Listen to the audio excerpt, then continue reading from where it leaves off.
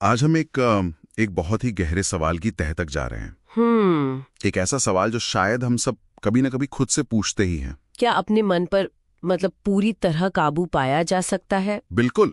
और ये सिर्फ फिलॉसफी नहीं रही अब। एग्जैक्टली मतलब हजारों साल से योगी ये कहते आए हैं, पर अब हमारे पास न्यूरोसाइंस के औजार हैं। हाँ, अब हम ब्रेन स्कैन में देख सकते हैं कि जब मन सधता है तो दिमाग के अंदर एक्चुअली होता क्या है। तो चलिए इसी प्राचीन ज्ञान और आधुनिक विज्ञान को जोड़कर देखते हैं। हाँ, और हमारे स्रोत यहीं पर बहुत दिलचस्प हो जाते हैं। जैसे वेदांत में मन के 4 हिस्से बताए गए हैं: मनस, बुद्धि, चित्त और अहंकार। अच्छा। और मजेदार बात यह है कि ये सिर्फ एब्स्ट्रैक्ट कॉन्सेप्ट्स नहीं है, ये दिमाग के खास नेटवर्क से सीधे जुड़े हुए लगते हैं। ये तो बहुत ही दिलचस्प है। तो जैसे मनस और बुद्धि, हाँ, ये दिमाग में कहाँ दिखते हैं? तो स्रोत बताते हैं कि मनस, जो हमारी इंद्रियों से सारी जानकारी लेता है, वो दिमाग के थैलेमस से मेल खाता है। थैलेमस, जो हमारे दिमाग का सेंसरी गेटवे है। बिल्कुल। और बुद्धि, जो सही गलत का फैसला करती है, वो हमारा प्रीफ्रंटल कॉर्टेक्स है। दिमाग का सीईओ। एग्जैक्टली, दिमाग का सीईओ। ठीक है, तो सेंसरी गेटवे और सीईओ तो समझ में आ गए, लेकिन चित्त और अहंकार, मतलब हमारी यादें, हमारी पहचान, उनका क्या? हाँ, तो चित्त, जहाँ हमारी गहरी आदतें और यादें हैं, वो हिपोकैम्पस और मेमोरी नेटवर्क से जुड़ा है। ओके। और अहंकार, यानी ये जो मैं का भाव है, ये एक बहुत ही खास नेटवर्क से जुड़ा है। कौन सा? डिफॉल्ट मोड नेटवर्क, या डीएमएन? हाँ, डिफॉल्ट मोड नेटवर्क, ये क्या है? इसे आप दिमाग का स्क्रीन सेवर समझिए।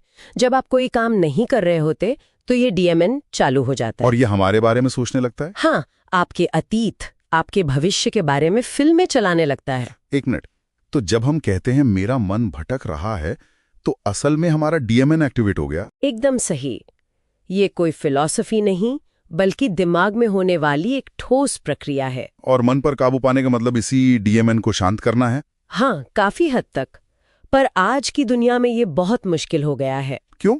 हमारे स्रोत इसे डिजिटल दुनिया का डोपामीन ट्रैप कहते हैं। सोशल मीडिया, अंतहीन स्क्रोलिंग। हाँ, मतलब दिमाग को एक पल भी शांति नहीं मिलती। बिल्कुल। योग में इसे राजसिक अवस्था कहा गया है। मतलब बेचैनी, हमेशा कुछ नया देखने की इच्छा। तो इसका हल क्या है? क्या अपने विचारों से लड़ना चाहिए? बिल्कुल नहीं। लड़ने से तो वे और मजबूत होते हैं। स्रोत 2 तरह के रास्ते बताते हैं। अच्छा। पहला है बॉटम अप, यानी शरीर के जरिए दिमाग को काबू करना। जैसे कि? प्राणायाम। जब हम धीमी, लंबी सांसें छोड़ते हैं तो हमारी वेगस नर्व एक्टिवेट होती है। ये नर्व शरीर के स्ट्रेस सिस्टम पर ब्रेक लगाती है। वाह, मतलब फिजिकली दिमाग को शांत करना। हाँ। और दूसरा तरीका, वो टॉप डाउन, क्या है? वो है विचारों के साथ अपना रिश्ता बदलना, जिसे योग में साक्षी भाव कहते हैं। साक्षी भाव? हाँ, मतलब आप विचारों को आते जाते देखते हैं, जैसे आसमान में बादल। आप उनसे जुड़ते नहीं, उन पर कोई कहानी नहीं बनाते। लेकिन इसमें और विचारों को दबाने में क्या फर्क है? ये करना बहुत मुश्किल लगता है। बहुत अच्छा सवाल है। दबाने में आप विचार से लड़ते हैं, उसे ऊर्जा देते हैं। साक्षी भाव में आप उसे बस देखते हैं, बिना जज किए। हाँ, बिना जज किए। जब आप ऐसा करते हैं तो डीएमएन को एक्टिवेट होने का ईंधन ही नहीं मिलता। तो जब कोई इस अवस्था में पहुंच जाता है, तब ब्रेन स्कैन में क्या दिखता है? यहीं पर विज्ञान और अध्यात्म हाथ मिलाते हैं। एडवांस्ड मेडिटेटर्स के दिमाग में हाई एम्पलीट्यूड गामा वेव्स पैदा होती हैं। Gamma waves? ये एक अलर्ट रेस्ट की स्थिति है। दिमाग पूरी तरह शांत है, पर पूरी तरह जागृत भी। और सबसे हैरान करने वाली बात, उनका डीएमएन यानी अहंकार वाला नेटवर्क अस्थायी रूप से लगभग बंद हो जाता है। इसे ट्रांजिएंट हाइपोफ्रंटालिटी कहते हैं।